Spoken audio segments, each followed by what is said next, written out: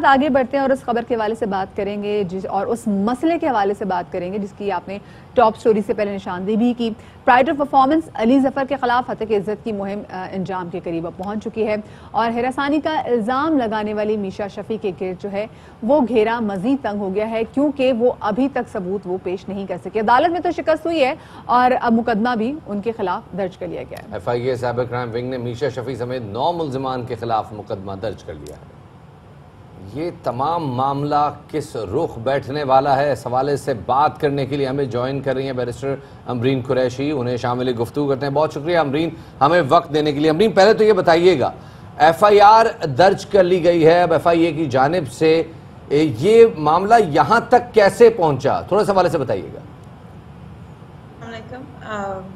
ये मामला जो है ये शुरू नहीं होता मीशा के ट्वीट से, ये मामला शुरू होता है पहले जो थ्रेट्स आई थी अली को, उसके वहाँ से अली को पहले मना किया एक मल्टी नेशनल कंपनी के सिंगिंग कंपटीशन में जज के बतौर पर वो जा रहे थे, उनको मना किया गया मीशा शफी की तरफ से। उनके मैनेजर के थ्रू ये बात गई कि ये आप स्टेप डाउन करें और उसमें अगर आप नहीं करेंगे तो हम एक मुहिम चलाएंगे और हम ये सारी औरतों के साथ हम ये आपके खिलाफ मीटू के बैनर के अंदर ये मुहिम चलाएंगे जिसमें आप डिस्ट्रॉय हो जाएंगे, आप you know it will be very bad for you. So ये जो थ्रेट थी ये अली पे पास गई थी और ये जो है रिकॉर्ड है अदालत में।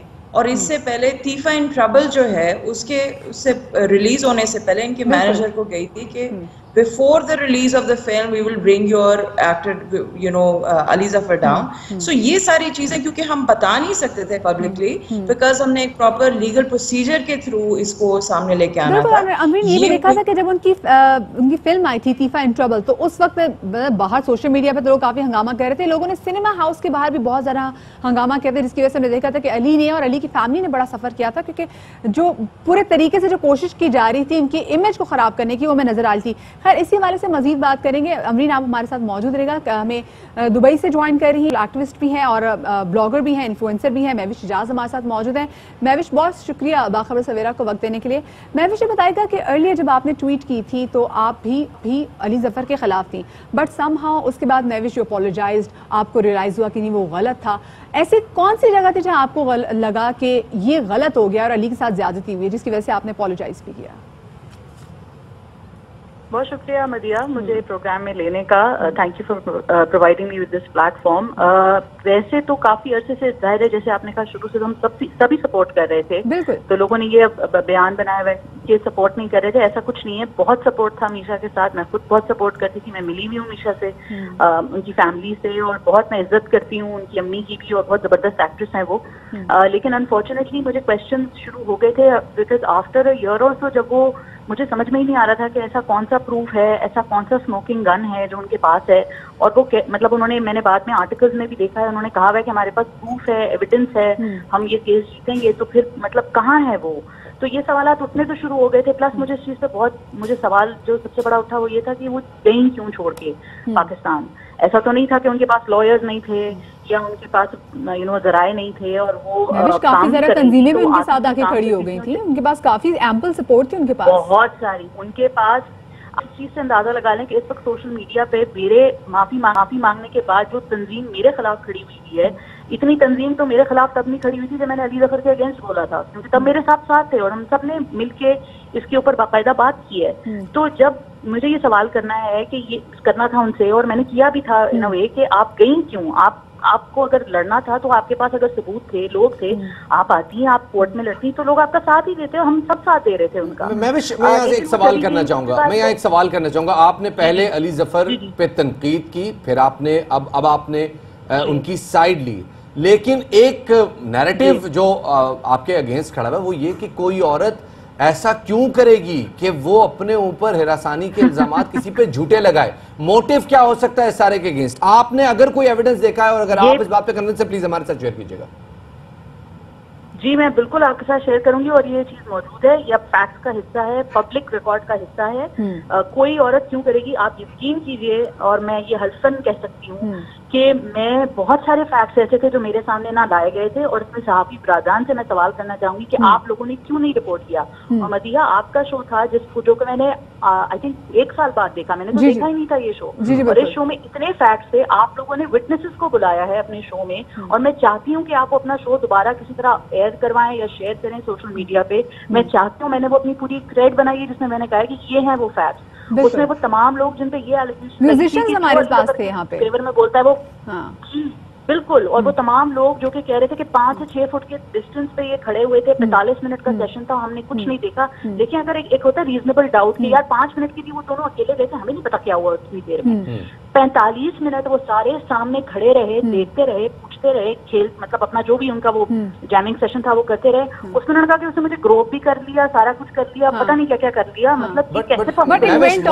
मोटिव क्या हो सकता है? बात का सवाल जी, मोटिव ये है, मोटिव इसके सबके सामने है कि स्टे आउट ऑफ पेप्सी और I will accuse you. Is this new? क्या ये दुनिया में पहली दफा हुआ है कि किसी ने किसी को इस तरह की किसी चीज के ऊपर अक्यूज किया है? बल्कि मैं आपसे भी, महविश और अमरीन हमारे साथ मौजूद है, मैं आपसे भी सवाल पूछना चाहूंगी। देखिए, मुझ जैसी बहुत सारी ऐसी खवातीन जिन्होंने इस मी टू मूवमेंट की वजह से ये हिम्मत पकड़ी कि उनके साथ अगर कोई हिरासानी का कोई वाकया हुआ है तो उन्होंने अपनी आवाज जो है वो बुलंद की है। लेकिन इस पूरे वाकये के बाद जिस तरीके से मी टू मूवमेंट को जो लग रहा है, जो बज़ाहिर अब सबके सामने आ चुका है, जो एक्सप्लॉइट किया गया है, आपको नहीं लगता कि आने वाली जो जनरेशन है, जो लड़कियां हैं, वो अब घबराएंगी मी टू मूवमेंट के वाले से कुछ बात करते हुए भी अपने लिए?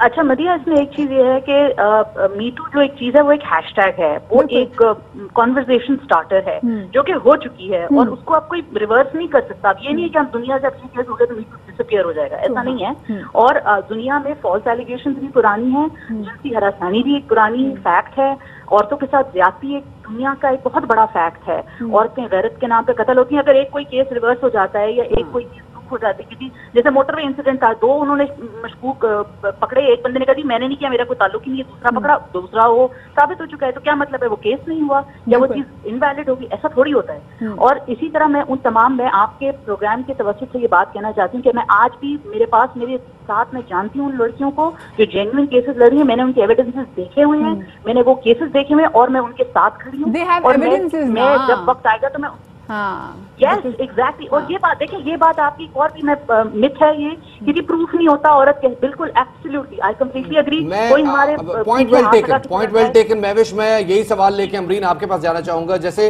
महविश बता रही हैं अमरीन के एक फाइनेंशियल मोटिव था इस सारी कैंपेन के पीछे, अली जफर को इस तरह से बुलिंग का निशाना बनाने पे एक फाइनेंशियल मोटिव था। क्या ये बात कोर्ट में की गई है और क्या कोई नंबर शेयर किया गया है कोर्ट में कि actually what money are we talking about? Financial तो डेफिनेटली था, मगर उसके अलावा और भी चीज़ें थी जिसका जो अभी इन्वेस्टिगेशन में जो इन्वेस्टिगेशन जारी है, FIA की इन्वेस्टिगेशन जारी है, अदालत में भी they are asking her to come to court, और we want to cross examine her, and we are waiting for her for this particular reason as well, कि जब ये आएंगी हम इनको क्रॉस एग्जामिन करेंगे। और ये अभी तक आ नहीं रही, अपने शोज कर लेती हैं कराची में, वहां से ही वापस चली जाती हैं, डेट पे नहीं आती।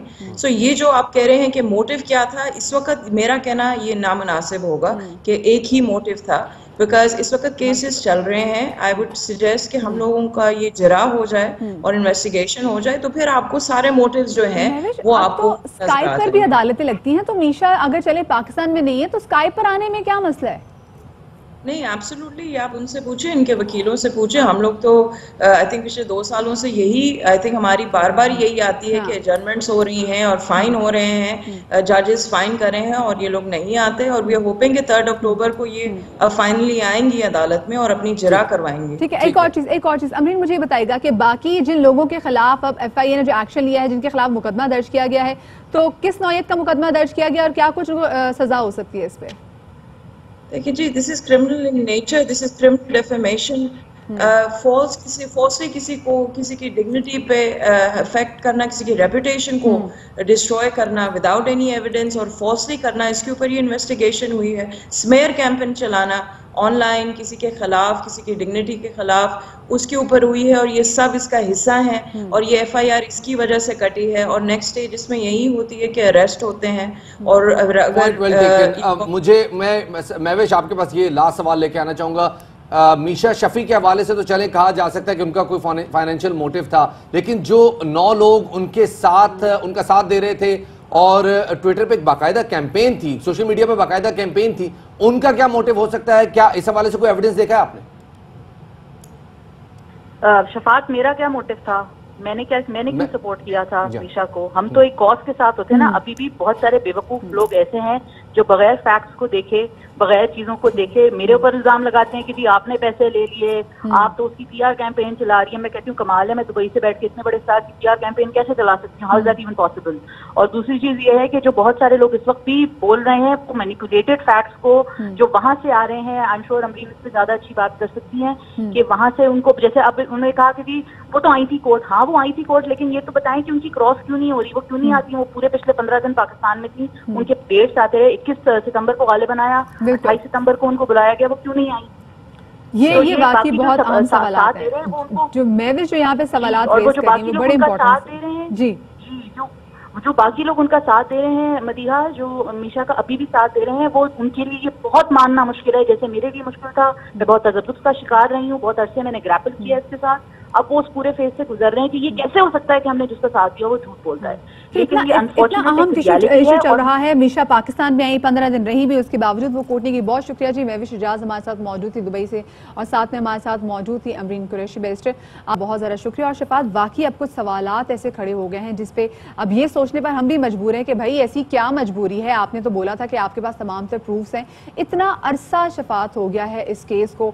Ali had suffered a lot. जब उनकी फिल्म तीफा इन ट्रबल भी आई थी तो आई रिमेंबर कि जो हालात थे सिनेमा हाउस के बाहर और जो इनफैक्ट अंदर भी हालात थे, उसमें बड़ा ट्रॉमेटाइजिंग था तमाम तो सिचुएशन उनकी फैमिली के लिए, उनके लिए भी और साथ में उनके फैंस के लिए भी। इस सूरत हाल में जैसे जैसे नए हालात आते जाएंगे हम आपको उन सारी खबरों से अपडेट करते रहेंगे। फिलहाल